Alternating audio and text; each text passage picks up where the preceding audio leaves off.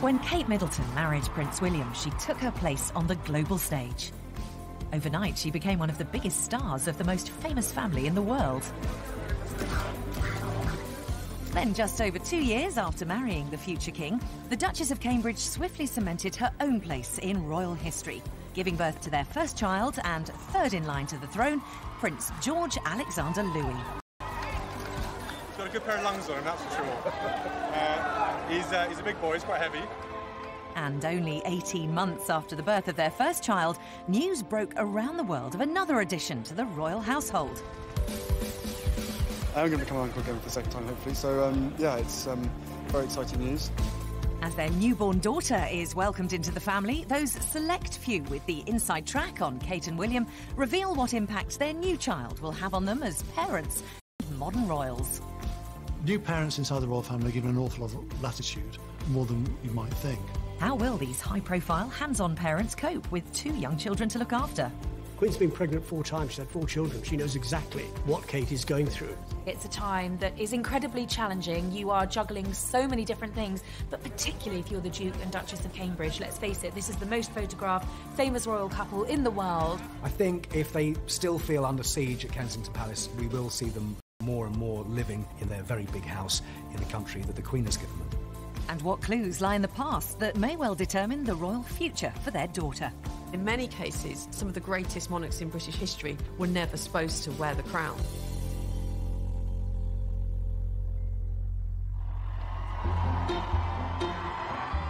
Since becoming the Duchess of Cambridge and mother to the future king, Kate Middleton's life has dramatically changed forever. She wasn't an aristocrat, she wasn't blue-blooded, she was a regular home counties girl, and look at her now. For years, the media has been looking for a new golden goose, and since Diana died, they haven't been able to find one. In Kate Middleton, Duchess of Cambridge, they've got a new golden goose. The royal family don't see themselves as celebrities. That's not how they class themselves. And it's very interesting at an A-list event in Hollywood where William and Kate were, when you see genuine A-list celebrities queuing up to speak to William and Kate. That's the level we're talking at here. I think no matter where you are in the world, A, you know who Kate is, and B, you've definitely Googled to find out where you can get your hands on that dress. She's hugely popular, both here in the United Kingdom, overseas in Australia and the States. She is a role model, she's a fashion icon, and I think that's very simply because she was an ordinary girl from Berkshire who happened... The intense spotlight of being a high-profile royal is relentless. From what designer she chose for her wedding gown, the historic event that was Prince George's birth, to her public royal duties and charitable endeavours, Kate has dealt with it all, seemingly with ease. She may be a swan, she may be paddling furiously underneath, but to the world, she seems imperturbable. A few days after Prince George's first birthday, William and Kate visited the Tower of London, with only a select few privy to the exciting news that baby number 2 was already on the way. And one of my sources said to me, watch this space, because they do want another child. It's not going to be far off. The rest of the world was let in on the news a few weeks later when Clarence House took to Twitter on September the 8th to announce that the Duke and Duchess of Cambridge were expecting their second child. The reaction to the news that Kate was pregnant again was, again, one of surprise, because it was a very early announcement. They didn't want to announce it that early, but they had to, because she had had to cancel an engagement. The royals never cancel, so when they do, you know something's up. But with the return of the extreme form of morning sickness she endured while pregnant with Prince George, Kate wasn't able to fully enjoy the news. Acute morning sickness is called hyperemesis gravidarum. That's the medical terminology for it.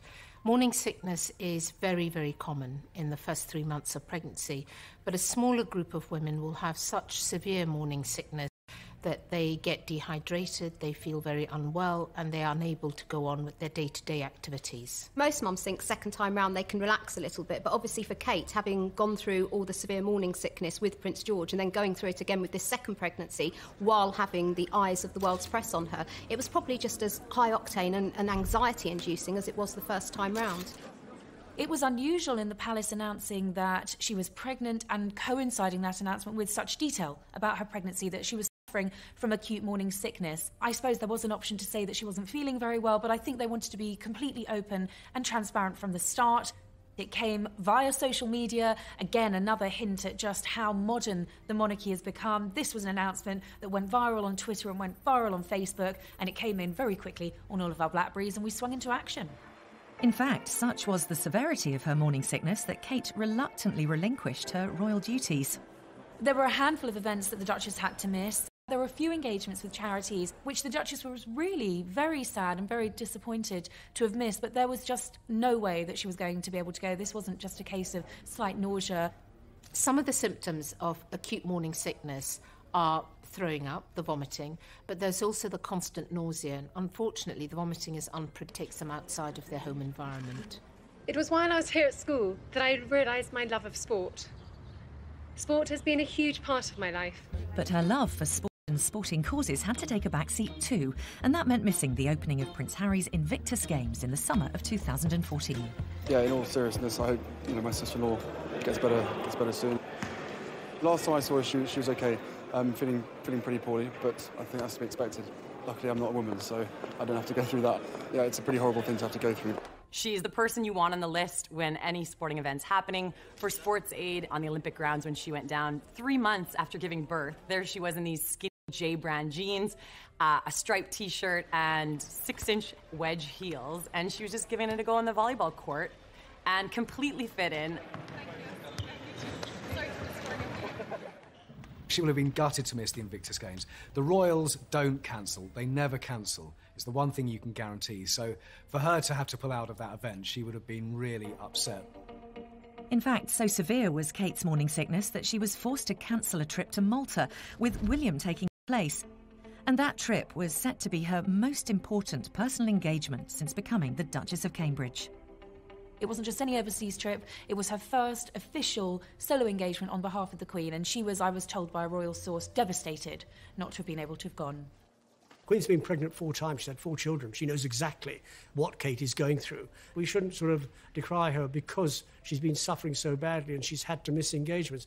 I mean, the people who were expecting a visit from her are disappointed, yes, and that will be made up to them in the fullness of time, but they're no more disappointed than the Duchess not being able to fulfil a commitment. I mean, she would have wanted to get back to work, but William, her mum and dad, and the doctors will have said to Kate, you are too tired, you're too exhausted, you're too ill, just rest at home.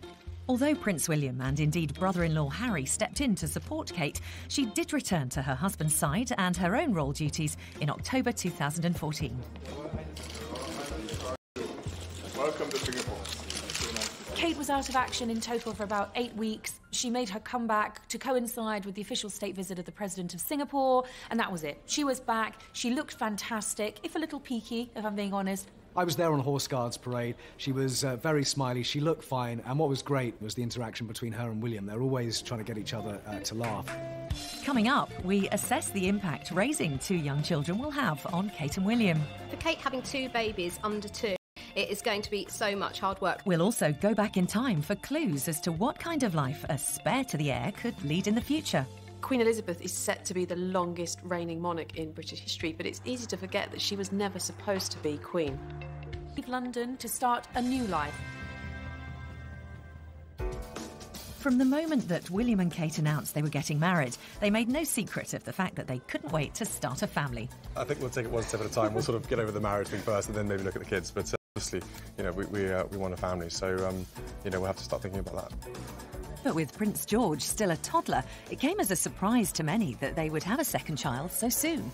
I don't think it was too soon. If you look at their setup, if you look at their dynamic, Prince William's taking on a new job with Air Ambulance. Kate, to me, certainly has really found her feet in her new public role. They've got a beautiful country home. Kensington Palace is refurbished. They've got their team of staff in place. Why wait? It's a perfect opportunity, and I'm told that Kate particularly didn't want there to be a big age gap between the first and second child.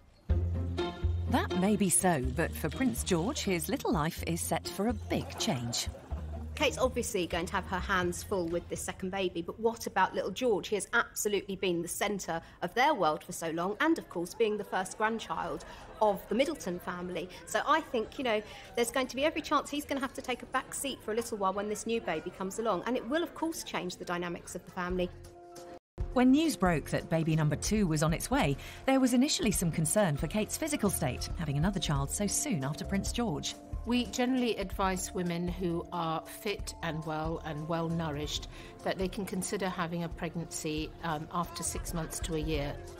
But such a close gap between babies will certainly have an effect on Kate and William as parents.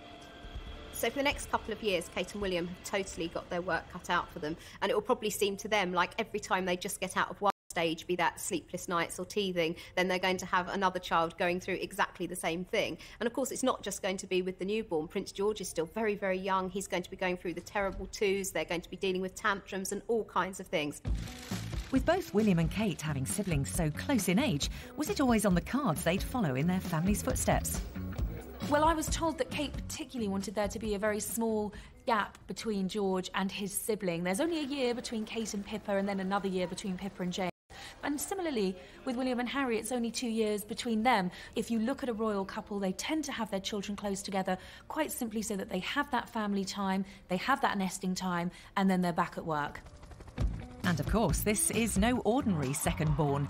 When Prince George of Cambridge was born on the 22nd of July 2013, another chapter in royal history was made.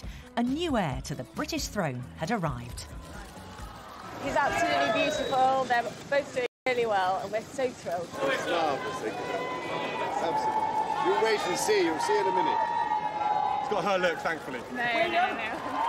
Look at him and you know that one day he is going to be king, and then you've got the other child who is going to have much less responsibility. Now, it could work either way. You could be, very glad that this isn't heaped upon the shoulders of the second child. When Diana was looking after William and Harry, she always made it clear to both of them that they were equal, that William wasn't different in any way to Harry, even though she did treat him differently. She was far more conscious that he was going to be the future king, far more ready to take him to hospitals, to homeless centres and so on, and allow Harry just to have rather more latitude than his big brother. There was no favouritism at all, and this is why they adored their mother, why they don't have anything bad to say about their mother, and why Diana always referred to them as my boys rather than my boy. But will George and his sister be as close, despite their different royal destinies? They will always be treated the same as Prince George, treated with love, treated with kindness, and treated with equality. But the simple fact in history and in the succession is that this child will fall beneath Prince George in that lineage.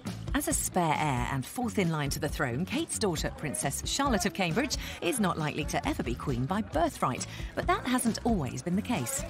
Over the course of history, the royal spare has been absolutely essential. In order to really be secure as a monarch, you needed to have both an heir and a spare. This was particularly important at a time when children often didn't live very long, when obviously all kinds of premature deaths and so on could take place. So really, an heir and a spare was absolutely crucial. And history has also pointed to a cheekier and more mischievous set of royal second-borns. When you think about people like Prince Harry and Princess Margaret, that there has been a sort of fun-loving spirit that has characterised the royal spares in those cases. I think to some extent it's probably personality, but I think also the idea of having the kind of royal privileges in the sense of having money and access to the sort of social life and experience that those people have, but at the same time not having the responsibility of being a future monarch. I think it's very much genetic, quite frankly, that William is very Hanoverian, he's quite stolid, whereas Harry is very much a Spencer, devil-may-care, rather reckless, just like his mother. And William is far more dutiful, far more sensible, far more down-to-earth. Also, it is the way that brothers of that type interact. Research generally suggests that parents do approach things differently with baby number 2. They don't have that first-time mum or dad anxiety syndrome. They're generally much more laid back. They will leave the to cry for that little bit longer. They won't be so obsessed with changing a nappy every single hour, off into a really false sense of security when they've already had one baby and then there's another one on the way. If they've had a really, really easy time first time round, they normally expect that number 2 will be the same. Now, obviously, we don't know the intricacies of Prince George's character, but if they have had a really good, easy time with him and if he's been a good sleeper, hasn't cried much, they'll probably be expecting the same with their second baby. And who knows, they could be in for a huge shock if number 2 has a completely different personality. The bond between siblings can be complicated. Of course, brothers and sisters are likely to be close and look out for one another. But for those siblings raised close in age, hierarchy and a fierce desire to be the most successful often comes hand in hand with their relationship. So what happens when one is destined to be ruler and the other the spare? I suppose if we go right back into the 12th century, we've got the rivalry among the sons of Henry II. So Richard the Lionheart, King John, their elder brother, Prince Henry, who was actually killed in campaign against his brothers. So there was a real rivalry there. William and Harry are huge rivals. I mean, they're on the polo field. It used to drive William mad that Harry, at a younger age, was a better horseman, better shot, and at the same time, Harry always deferred to William because he was the older brother. William and Harry have always had a bond. With youngsters, where there is a 2-year age difference, they're close almost from the word go, because as William grew of his toys, then Harry would take them over. And as they grew up, they became closer because the age difference was only 2 years. So I think that was one of the contributing factors that made them so close. And of course, the Duchess of Cambridge herself grew up with a sister just 20 months younger than her. So how will her childhood experiences affect the way she approaches being a mother of 2 under 2? They speak every day, they spend a lot of time together, they see each other all the time. Pippa's very involved in George's life. So you've got a really strong sibling link, and that is absolutely what Kate will want George to have with his sibling. Still to come, we'll get the inside story behind the big changes for Kate and William as they prepare for a new baby. Kate was having a conversation with the Queen in which she confided that she'd found being with George on her own and not having a full-time nanny or a maternity nurse very hard work. I think if they feel under siege at Kensington Palace, we will see them more and more living on the Sandringham estate at Anmer Hall, their very big house in the country that the Queen has given them. Like all parents looking forward to having a second child, Kate and William will no doubt have been agonising over how to raise their growing family and what, if anything, they do differently this time. Parenting is almost like a competitive sport these days. Parents cannot do right for doing wrong. Somebody is always going to be judging you, be that other parent, got the eyes of the world on you. That pressure must be absolutely magnified 100 times. Over the next couple of years, Kate and William have totally got their work cut out for them, and it will probably seem to them like every time they just get out of one stage, be that sleepless nights or teething, then they're going to have another child going through exactly the same thing. And of course, it's not just going to be with the newborn. Prince George is still very, very young. He's going to be going through the terrible twos. They're going to be dealing with tantrums and all kinds of things. Well, I was told that last Christmas, Kate was having a conversation with the Queen in which she confided that she'd found being with George on her own and not having a full-time nanny or a maternity nurse very hard work. You remember they went back to the Middletons, and William and Kate wanted to be hands-on parents. Well, they did it until September, and then they recruited a nanny, and apparently this time round, one of the first appointments is going to be a maternity nurse. I think despite their good intentions first time round, Kate and William did soon realise that they couldn't hold down their jobs and also care full-time for their child. And I think this time round, perhaps they will cut themselves a little bit of slack and not want to be quite so hands-on as they so desperately wanted to be with baby George, because at the end of the day, they are going to have 2 children under 2, and they are going to need help. And like many parents, Kate and William will turn to their families for a helping hand too. Mummy and Daddy Middleton are absolutely crucial to this whole story, going, way back 10 years and all through the courtship of William and Kate. And they are, Carol is very involved in the upbringing of George and looking after her eldest daughter, Kate, when she was ill again with this extreme morning sickness. And for many weeks, Kate was at home in Berkshire with Mum and Dad, and Grandma Middleton was taking up the strain there. I think she's going to want the security of having her mum and dad around, but also I think this is all about the normality that she wants for her children as well. One of the things that enables William and Kate to be so ordinary is the presence of the Middletons in their lives. Carol is a regular through those iron gates of Kensington Palace. She whizzes through in her Land Rover. There's no security because everyone knows her, and she turns up to help with bedtime, with bath time. She is absolutely indispensable. She was from the very start when William and Kate moved into the Middletons' house, the Manor, for those early weeks of George's life. And of course, it was to Carol that Kate went when she was so poorly. She didn't want to face the world. She didn't want to be in a palace on her own while William was studying for his new job. She wanted to be with Mum. And I think that's very special. I think it's wonderful that she's been allowed to do it, that the courtiers haven't stood in her way, and that she can go home not be photographed, and actually just be Kate, being looked after by Mum. Of course, William has only to look back at how Harry and he were raised for some clues on caring for two young royals. William and Harry were raised not like your average child, but they were raised very much in the aristocratic fashion. Prince Charles was a loving but rather distant father. Princess Diana broke with the mould by being Balmoral because she was spending so much time with the children, and she said, why don't you leave them with the nanny? Prince William is a far more hands-on father at this early stage than Prince Charles was. Prince Charles, like many fathers, aristocratic fathers, came into his own once the boys were old enough to go hunting, shooting and getting on horseback. My guess is that William learnt very much what goes on in the great big wide world by his mother taking him down to the high street, to the movies, to the hamburger joint, to the bookshops, to the clothes shops.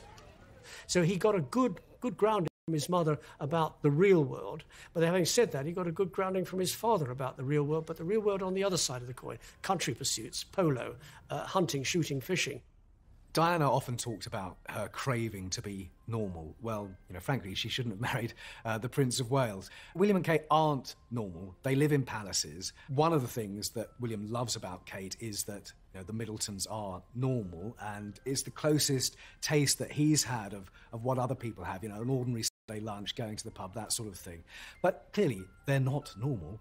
One day they are going to live in a very, very big house and be king and queen. And that quest for normality, to remain as grounded as possible despite their privileged royal status, has seen Kate and William consider a big move away from their London apartment in Kensington Palace. They will move back to their new house in Anmore Hall. So from now on and for the next couple of years, they will be a family of 4 and they'll be based in Norfolk. I think the move to Norfolk is really important because they do feel, it's a cliche, but they do feel Kensington Palace is this sort of gilded cage. Very, very gilded, but still, there's a limit to what they can do. I know that the one thing that Duke and Duchess really want is to be ordinary. They want to be normal. Behind the walls of Kensington Palace, however, is a team of staff. Their engagements are planned meticulously. Their outfits are planned meticulously. I mean, who else has a valet that lines out what you want to wear every morning? It's not a normal life. All right, move up, make way. Living the extraordinary life that they do guarantees an extraordinary amount of attention, especially from the press. And like his mother, Princess Diana, William is determined to deal with the press coverage of his family on his terms. But despite the couple's best efforts, in October 2014, an incident involving a press photographer and baby George led to William and Kate publicly requesting that their son be left alone. The feeling about invasion of privacy is quite strong, and I believe in it. We don't have privacy laws in the United Kingdom. They have them in other parts of the world. I think when you have a baby being stalked at the age of 1, that is obscene. It's really indecent, and quite frankly, the baby and the nanny deserve a certain amount of privacy. There are those who say, well, if they don't like it, go and walk in the garden and should be seriously wrapped over the knuckles. The significant change that's happened in the royal family over the last few years has been the fact that Prince William has been far more ready to go to law than his father, Prince Charles. And the old adage, never complain, never explain, has now been jettisoned by Prince William. He's far more hands-on, he's far more prepared to come out fighting for his family and for his wife's privacy. They're not going to have intrusion. They're not going to have their child sort of having to stick behind a wall just because there are photographers out there who are greedy. Privacy is very difficult, especially when you go for walks in public parks, and that's part of the tension at the moment between the royal family and the media, particularly the foreign media, which is printing many more paparazzi shots than the British media is. So the move to Norfolk, the job with the air ambulance, the big house on the Sandringham estate that the Queen has gifted to them, Anmore Hall, that's all part of trying to be normal. As Kate and William seek to protect their family's privacy, away from prying eyes, the work of raising 2 young royals will begin in a time-honoured fashion. Back in history, the royal heir and the spare would have quite different potential programmes of education. And certainly really up until the Renaissance, up until the 16th century, really the royal heir was all about training for war, for military successes. And it was really in the 16th century, particularly in the works of the great humanist Erasmus, that the education of a Christian prince became to be seen as very important. First and foremost, we've got a knock-on-the-head change. The royal family don't change. They evolve. They've been evolving for 1,000 years. We've got 1,000 years of history of the British monarchy. You've got to think about how was William brought up, how was Harry brought up, how was Prince of Wales brought up. They'll be brought up in very much, not a controlled atmosphere. There'll be a certain amount of things that can be done and can't be done. If you go back to William, when he was old enough, he went to nursery school in London's Notting Hill Gate, Mrs. Minor's nursery school, after which he then went to Wetherby, which is a primary school in the same area in London's Notting Hill Gate.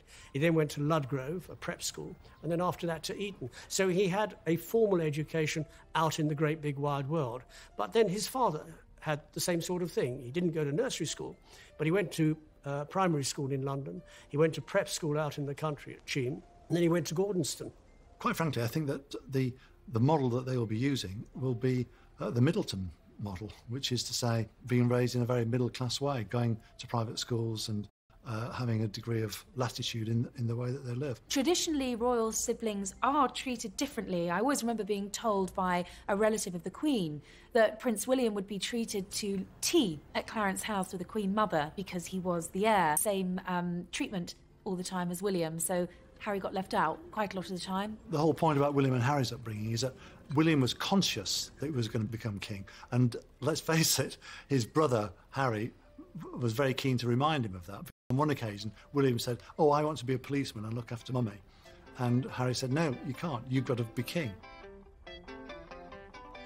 Both Prince William and Prince Harry have had very long, successful military careers. Again, they followed in royal footsteps. Charles, Andrew, the Duke of Edinburgh all had military careers, and it's likely that Prince George will too. But actually, if you look at William and Harry's military careers, they've been very different. Prince William, from an early stage, affiliated himself with the RAF.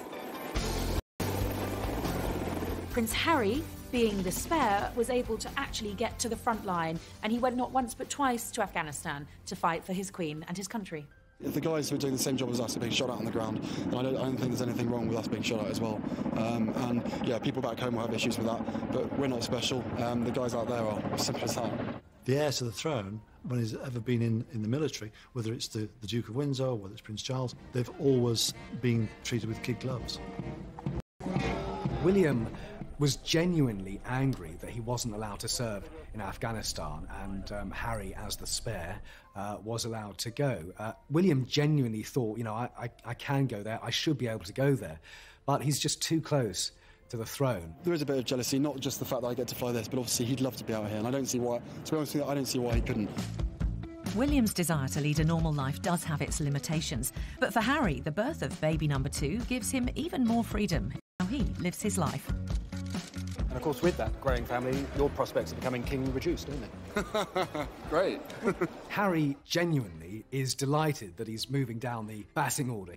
He can see what the pressure, the expectation, the waiting does to people. He's seen it with his father. He's seeing it now with William, who, does have a heavier burden on his shoulders, destiny or history or whatever you want to call it. Harry doesn't have that. I think William's come to terms with it now, and he feels he can, make his own space and do his own thing. Harry, of course, has got much more freedom to do that. But if history has shown us anything, it's that royal futures are never set in stone.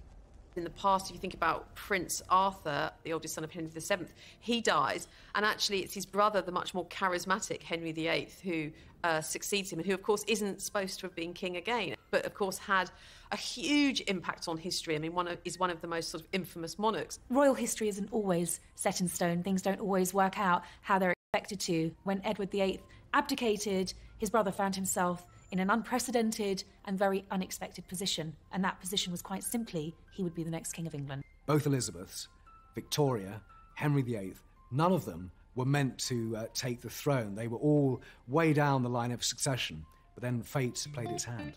Coming up, we look at who the big money winners are likely to be from the birth of baby number 2. In our case, she was placing the order pretty much like a regular customer, except the delivery address was Kensington Palace, which was quite exciting. In stores, we were getting calls from all over the world, even from Spain, Japan, everywhere.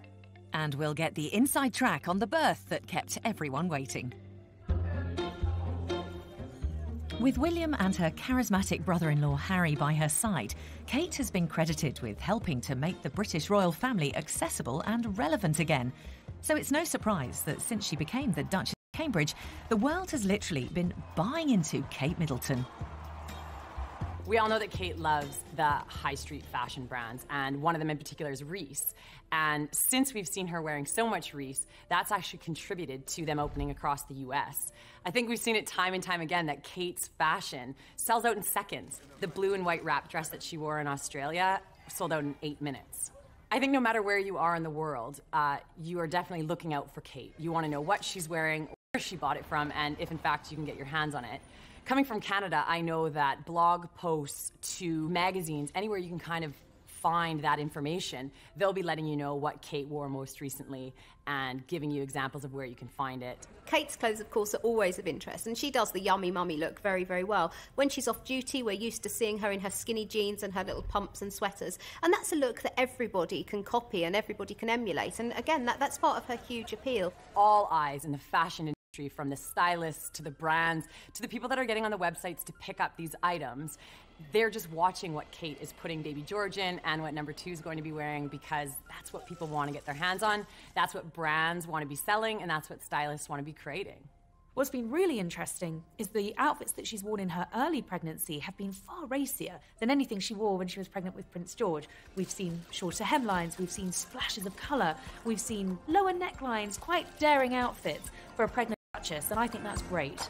And one designer in particular has really benefited from Kate's maternity choices. We can't approach her. I think that's a little bit the etiquette, because so you have to wait to be chosen, and in our case she was placing the order pretty much like a regular customer, except the delivery address was Kensington Palace, which was quite exciting.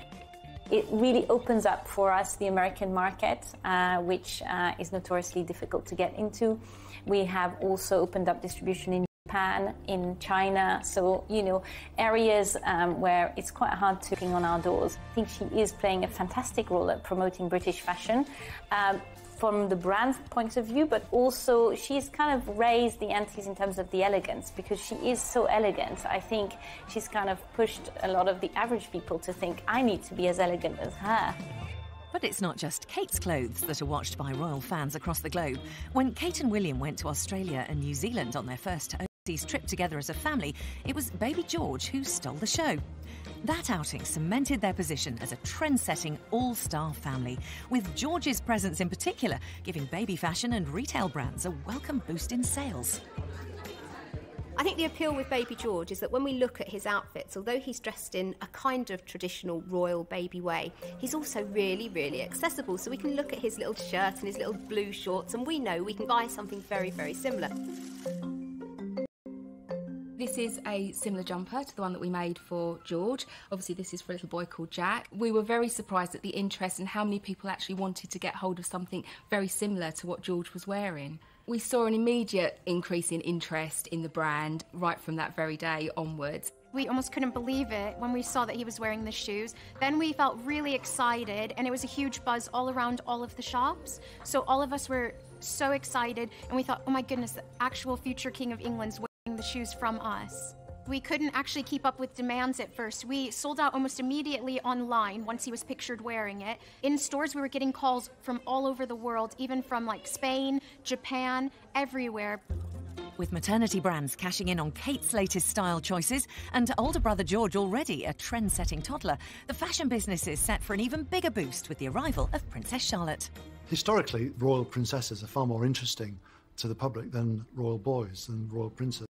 And you saw that with the birth of Princess Elizabeth, the Queen Mum's first daughter and present Queen.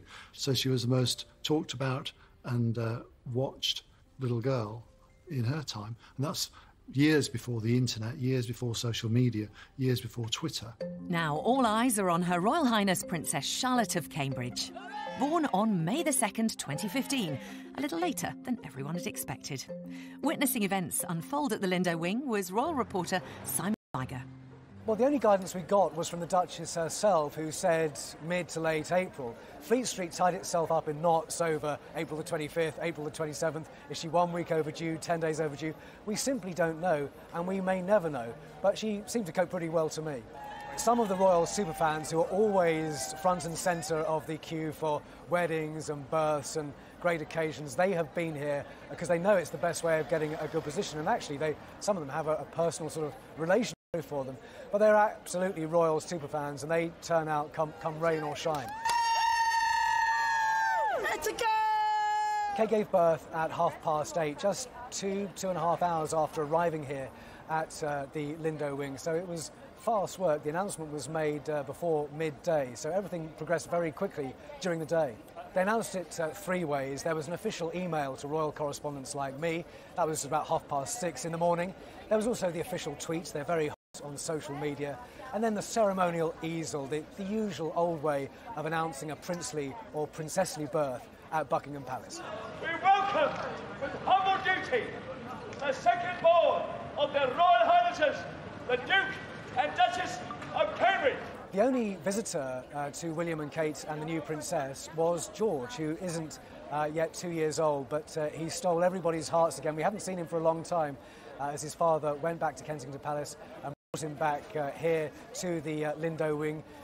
William wanted George to walk, but George didn't want to do that, so William picked him up. There are a couple of royal waves, a kiss from father, and then into the door behind me. It was a lovely moment. He looked smashing, and he stole quite a few hearts. But with the move to Anne Mahal, will the Middletons play as big a role with Princess Charlotte as they did with Prince George? Carol Middleton absolutely front and centre on this one. She's helped Kate with George a great deal. She's helped decorate and renovate Anne Mahal, where they're going to be living in Norfolk for much of the time.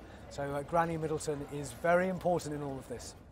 Kate's daughter will undoubtedly have more freedom than her brother Prince George, but as a spare heir, she will still have an important role to play. The job of the royal child with an older brother or sister is to be supportive. So the Prince of Wales, later the Duke of Windsor, was always supported by his sister and his 3 brothers. Elizabeth, now the Queen, was always supported by Princess Margaret. So there is a kind of unwritten code inside the royal family that your job as a sibling is to help share the burden of monarchy. So how will Kate and William's thoroughly modern style of parenting help to push the boundaries of what it means to be a family unit in a royal household? I think how Princess Diana brought up her boys has quite obviously had a huge long-term effect on Prince William. And I think that probably has really, really geared William up to do very much the same sort of thing. We probably won't ever hear about it. We will hopefully never see the pictures of this private family time. But I'm quite certain that Prince William will be doing all those sorts of things totally under the radar, just like his mum did, to ensure that his children have a relatively normal upbringing, a normal childhood. What are we going to see of the younger royals in the next few years? Well, we'll see more of William and Kate and Harry as they take on more official royal duties.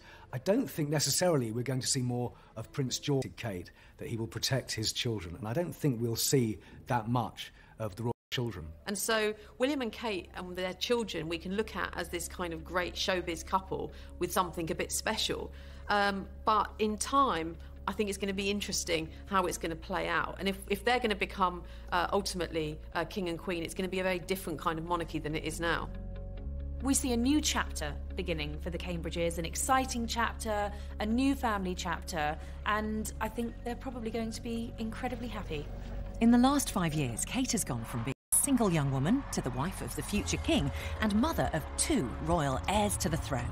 With Kate, very quickly, once she moved into the royal family and she established her own style and her own personality, comparisons with Diana fell away. You've got to stand back and admire her for what she's achieved without any fuss, without any tantrums, without any breakdowns. It has been a whirlwind for Kate, but she has taken on more and more, and she can do it. She's a natural at doing it. And although Princess Charlotte is not likely ever to have as important a royal role as older brother Prince George, she will mean the world to Kate, whose own role as mum and royal matriarch will be crucial in helping to redefine the British monarchy in the 21st century, cementing their place as the world's most famous of families for many years to come.